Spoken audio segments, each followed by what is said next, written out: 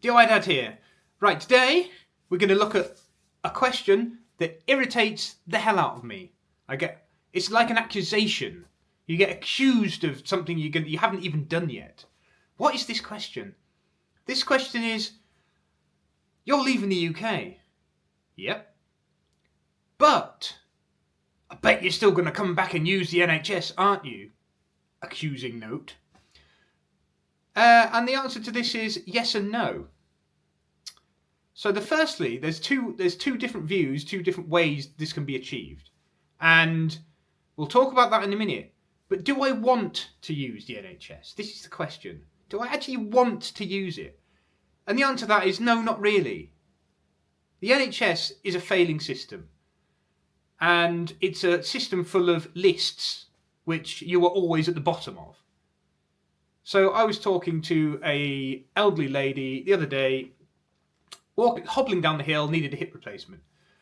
And she said, oh, yeah, COVID happened and my replacement didn't happen. It was going to be free. 7 years later, or 5 years later, she said, it's going to cost me about £7,000.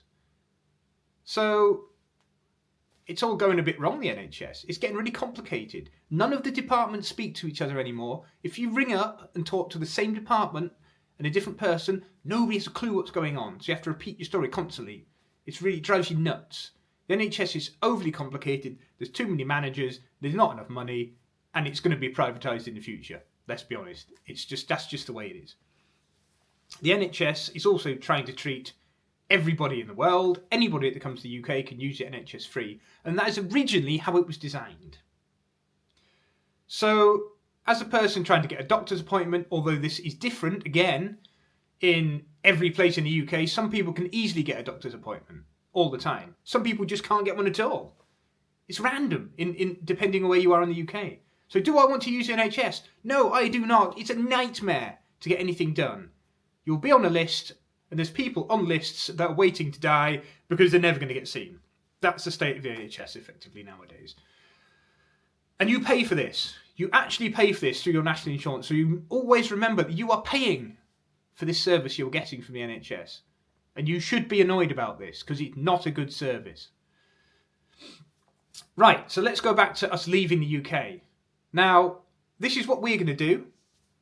We will be non-residents of the UK, but we will still be in the UK tax system to start with, because that's probably the best option for us.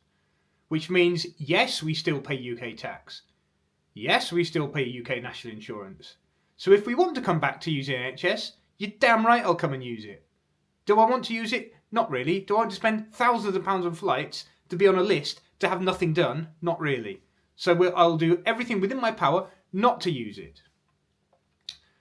And I'll try and use whatever options are in the country I'm in and potentially pay for it. So the second option is you fill out a P85 form. And that form basically says you've left the UK, you're still a citizen, but you're no longer a resident for tax. Okay? So that means that you don't pay UK tax on any earnings you make outside of the UK. If you had a property in the UK, which you're renting out, you would still pay tax on that. But anything that you do outside of the UK, you will not pay UK tax on. So do you get to use the NHS in that example? Of course you do. Because anyone can come from around the world, come in, say, I've got a problem, I need help. The NHS goes, we'll try and help you. There you go. So, for those people that are banging on about, ooh, people from around the world aren't paying for the NHS, you're quite right, they're not. Anybody can come from around the world and get treated. It's not my fault. It's not your fault. That's what it was designed like when it was first, when they first thought about it. They wanted it to be a free healthcare service. Now, are people taking advantage of this from around the world? A little bit, yeah. But I'm not one of the people that's ill all the time. I don't want to be ill. I certainly don't want to go into the NHS to get anything done. But yeah, if I want to, I will use the NHS because I've paid into it all my life anyway.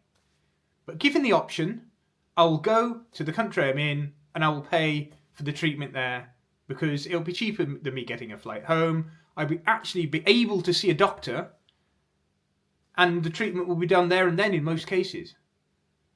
So that's your answer. If I want to come back and use it, damn right I'll come and use it because I've paid for it. But I don't want to. I will use it in the country I'm in. Now, a lot of other countries have a different system to the UK, and I think this is probably the way the NHS needs to go. If you go into another country as a foreigner, example Cuba, they have a really fantastic healthcare service in Cuba. It's one of the best in the world, would you believe, considering it's such an incredibly poor communist country. Fantastic. And if you're a resident there, yep, you can go to hospital and get something done. Fantastic. If you're a foreigner, you have to go to one specific hospital to get treated, and you will have to pay. That is probably what the NHS needs to do before it's completely overwhelmed and collapses completely. That's my view. What do you think? If you like what you see, give me a subscribe and a like. We still haven't left the UK. Hopefully that's going to happen soon. Follow us on our journey.